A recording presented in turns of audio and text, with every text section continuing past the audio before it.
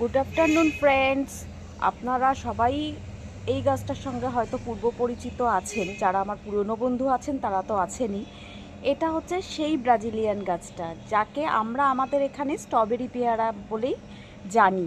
তো সেই গাছটায় এবছর প্রথম প্রচুর ফুল হয়েছিল এবং তার যাবতীয় ডিটেলস ইনফরমেশান আর আমি এখানে শেয়ার করছি না, আমার লং ভিডিও সবই করা আছে।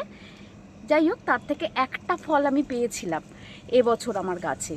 তো এই যে সেই ফলটা, এবং আজকে আপনাদের সাথে নিয়ে এই ফলটাকেই আমি হারভেস্ট করব। আমি কিন্তু প্রচণ্ড এক্সাইটেড। আর দেখুন কি কিউট হয়েছে, একটাই ফল হয়েছে কিন্তু কি কিউট হয়েছে।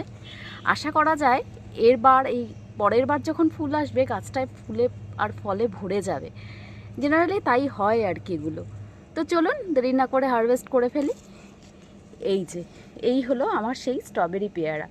খেতে কেমন হলো জানি না, তবে দেখতে কিন্তু দুর্দান্ত হয়েছে, তাই না?